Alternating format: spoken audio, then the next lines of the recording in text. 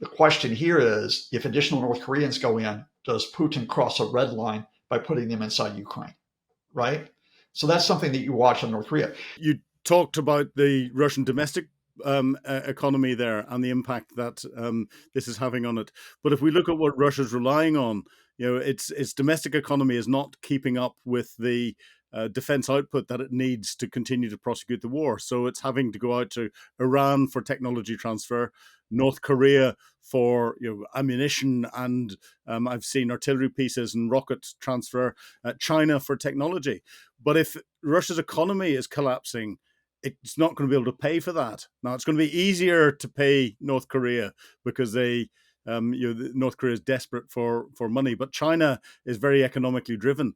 What do you think the concessions are that Putin will be given China to try and keep them on side, or at least continue supplying what they need to prosecute the war, if he can't do it in hard cash terms? Yeah, let me get to China in just a second. A neat couple of immediate signals. First on that, again, I got to go short term versus long term, Philip. And again, you're going to know this, and that is, I think you're absolutely right that if you're talking about fighting a military campaign across a whole range of fronts with all the high tech equipment and so on, Russia faces strains in terms of certain places, right? And for example, I'd say the drone war, which is up there. And in terms of not just getting more drones out there, but in terms of the advanced technology that you need to make sure your drones are better than the other guys, that's something that you've got to watch there. In terms of the missiles, not as many missiles necessarily as they had in 22, 23, but they still got enough to lob. The point here, of course, is what Russia has is Russia's got a lot of men.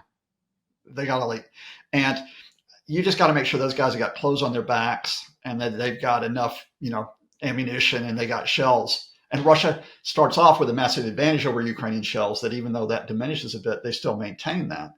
But I think one interesting signal, both in terms of tactics and resources, and you will have seen this, Philip, is the increased number of Russian fighters who are on motorcycles. That they're putting them on motorcycles for mobility, but also because they don't necessarily have the type of heavier armored equipment. They don't have the type of heavier transport that you would need. So I partially agree with your point, but you can still prosecute this war for a while. And that raises the broader question of, but what does it take to keep it going? And our first signal is in North Korea this week, right? So Sergei Shoigu, the Russian former defense minister, secretary of the National State Security Council, goes out there twice for serious discussions with the North Koreans in terms of probably munitions, possibly North Korean missiles, possibly whether the North Koreans put more troops in. Because South Korean intelligence says they think North Korea may send more troops in by July. Now, North Korea sent 12,000 in, but that was to defend Russian territory or recapture Russian territory. The question here is, if additional North Koreans go in, does Putin cross a red line by putting them inside Ukraine, right? So that's something that you watch on North Korea. You also watch, though, the gala celebration they had with Kim Jong Un there, alongside the Russian culture minister, with all the bands and people cheering, hurrah, great leader, and so on. And you see for the first time Kim, giant photographs of Kim with the coffins of those North Koreans who've come back from Russia. So North Korea signals they're in it. Okay. Now, their equipment, their kit is not as good as Iranian kit, Chinese kit. Iran's on back foot right now. So they can supply drones, I think, still to the Russians, but they're a little bit more constrained. China is the big question here. And again, I think you have to come at this from a diplomatic standpoint, and you have to realize that the Chinese will not put their heads up. They're not going to put their heads up and declare how much they're supplying to the Russians. If they get busted for supplying stuff to the Russians, they're going to say, oh, this is coming through companies that are not connected with the state, right? And you do that, right? And I do think that watching brief where you call the Chinese out on this does limit how much they risk in giving support to the Russians. But the big thing that will condition Chinese support is the political situation. If Russia does not get a breakthrough on the front line, and if Ukraine continues to punish Russia, China doesn't back losers. And China doesn't back stalemates, right? There are Chinese talks going on with the EU this week. Those talks will be on economic, political, and military issues. And I'm not a big fan of the Chinese regime, especially on human rights issues. But I think here you maneuver the Chinese to continue to say to them, you've got far more important things here in terms of where you want to go with your economic development, in terms of where you want to go with your relationship with other countries within the international community. You don't want to be saddled by being alongside Vladimir Putin if this drags on and on and on. Do you think, with the growing relationship that there is between Russia and North Korea over North Korea's support into Ukraine, we should be getting more and more concerned about an emboldened Kim Jong Un and what he then might take this greater status he'll feel he has with greater knowledge of military matters and everything else, and proof that his troops can fight as a further destabilizing factor in Southeast Asia and elsewhere? In the longer run, I think that's a possibility, Philip, but not in the short run. And in the short run, I actually think this is a signal of North Korea's weakness. Why is North Korea throwing all in with the Russians? They're throwing all in with the Russians because they got precious few friends elsewhere to deal with here. You know, Donald Trump, he probably would fall in love again with Kim if he got another giant envelope, but he's off on another 5-6 missions trying to fall in love with different people around the world, whether it's Vlad one day, whether it's Xi Jinping, heaven help us, whether he ever decides he falls in love with Mark Carney and Canada becomes the 51st state, right? So Trump's not a reliable for North Korea.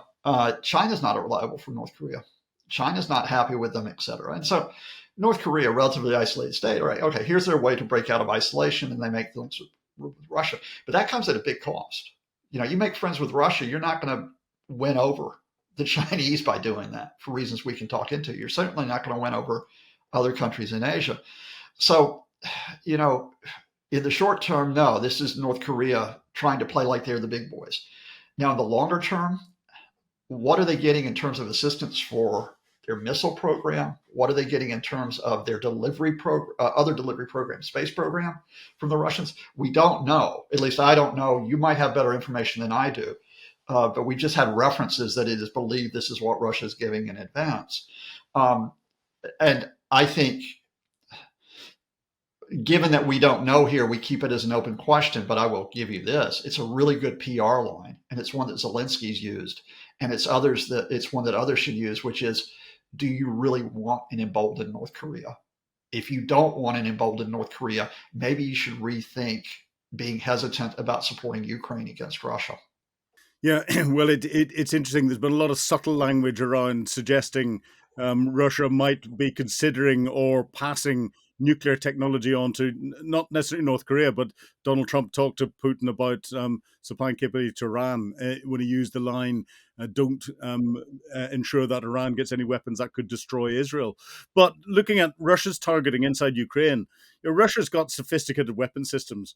However, we're seeing more and more targeting against civilian targets. Or Russia's still trying to do the old tactic of breaking the Ukrainian civilian morale. Do you think Putin's getting it wrong, attacking purely civilian targets inside Ukraine? This is just what Putin knows.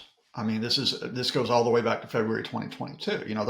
The whole idea is, okay, right, Russia's going to overwhelm Ukraine within a few weeks was based upon the fact, not necessarily that you would have like a complete military defeat, but that the civilians would completely, either because they love Russia or because they saw their government couldn't defend them, they were going to rise up and back the Russian victory. That didn't happen, right?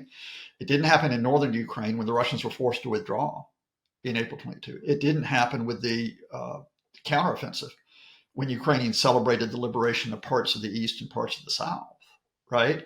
So it hasn't happened, but this is the whole, and I don't think it's just Putin. I think this is just simply, as it were, this is the Russian way of fighting the war, which is you fight this war across the military and civilian fronts with the idea that, at some point they'll just break. I mean, you think the Russians would have learned from World War II in their own experience that it don't happen that way, that given that they had been hit by Germany for years, they didn't break. You think they would learn that? But you also have something which is, and Putin repeated it last week, the whole of Ukraine is Russian. The whole of Ukraine is Russian. And you think, okay, is that just a PR line? And in part, it's a PR line, which is if you don't give us the 4 regions that we're asking for in the East and the South. We're going to demand 2 more in the Northeast, Sumy and Kharkiv. In part, it's PR, but in part, I think with leaders, you have to sometimes like, this is what they genuinely believe. They genuinely believe this. And it may not be something they even start off believing, but after years of running the propaganda, they kind of absorb all of this. And I'm still struck, Philip, as you've seen it. You go back to that July 2021 long screed where Putin signaled he was going to invade, if you look at it, and where he just writes this diatribe about there is no such thing as Ukrainian nation. There's no Ukrainian nation. There's no Ukrainian identity, which is a national identity. They just have a Russian identity. And you look at every statement of Sergei Lavrov, who I think doesn't believe it, but who plays upon it to say that the real problem is that Russians are persecuted in Ukraine, which about 25 points of rebuttal I could point there to put to that. But I'll just simply say at this point, it's hogwash, but it's part of that narrative that the Russians within Ukraine want to be liberated and Ukrainians want to be liberated. And all I can put it to you is that we know it doesn't play out that way, but we know that the Russians won't stop because they're not winning. That's the point. If the Russians were winning on the battlefield in the East, they wouldn't be hitting the civilian areas elsewhere so hard. And I'm going to put it, because we get a lot of great YouTube comments out there, Philip, and you and I get a lot of love from some folks who say, "But wait a minute, Russia's winning." Name the cities and towns that Russia has taken, not just this year, but since 2023. Name the cities and towns that they've taken. We could talk about Bakhmut back in May of 23 in the east in Donetsk. We could talk about Avdiivka back in early 2024 that we could talk about. The one further to the south, there's another one, the one that begins with V. And now everybody on YouTube is going to get me, right? A couple of other towns in Donetsk that they've taken. They still haven't taken Pokrovsk. And the towns are all piles of rubble. And you mentioned earlier that you're surprised the Russians hadn't learned the lessons from the Second World War. Well, any government and any military I've never seen learn lessons and implement them. They seem to re-identify the same lessons over and over again. But that gives us a perfect excuse to talk about this more and more. Scott, it's been a real pleasure talking to you today on Times Radio Frontline. Philip, it's been great. The town I couldn't remember is Vuhledar in Donetsk. Covered myself against the trolls. So hi to the trolls, but more importantly, hi to all the great viewers and listeners of Times Radio out there. See you again soon. And we'll make sure Vuhledar stays in, because I was trying to rack my brains for it as well and couldn't remember. There you go. Much appreciated, Philip. Stay safe, stay sane. You've been watching Frontline with me, Philip Ingram. If you'd like access to exclusive content, please subscribe to Times Radio membership and watch us on YouTube. But you can now get us as a podcast wherever you get your podcasts from. And don't forget, you can also listen to Times Radio for the latest updates on global affairs and read about them at thetimes.com. Thank you.